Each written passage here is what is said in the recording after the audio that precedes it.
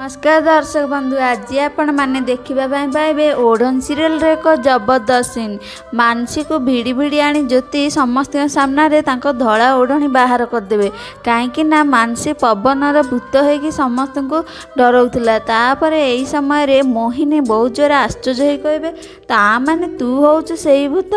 तापर से मानसी से कन्फ्यूज कहे नाई सासुमा। तापर से जीवन बहुत जोर रागिजे, घर लोक भी बहुत जोर लगिजे। तापर से जीवन बाबू मानसी कहे तमें एमती कहीं कल मानसी कुह एमती कौन पाई कल। तापर से मानसी कांदी कांदी कह ज्योति मोठू सबू हक छड़े नहीं ए उआसर बड़ बो हो गला ज्योति को मु आज छाड़बीनी। तापर पुणी जाइकी गोटे टेबुल ऊपर गोटे छुरी आणिकी ज्योति कहले मानसी तू मो पिठी छुरी मारिथिलु ना, मुई तो साथी से ही करी एमती कहीकि ताकू भूसिला बेले जीवन बाबू हाथ धरीदेले।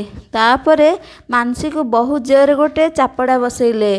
तापर समस्ते देखिकी बहुत आश्चर्य गले। हेलो दर्शक बंधु, मो भिडियोटी जदि आपण मानू भल लगुच भिडियो गोटे लाइक, चैनल को गोटे सब्सक्राइब करंतु आग को नुआ नुआ अपडेट पाइबा।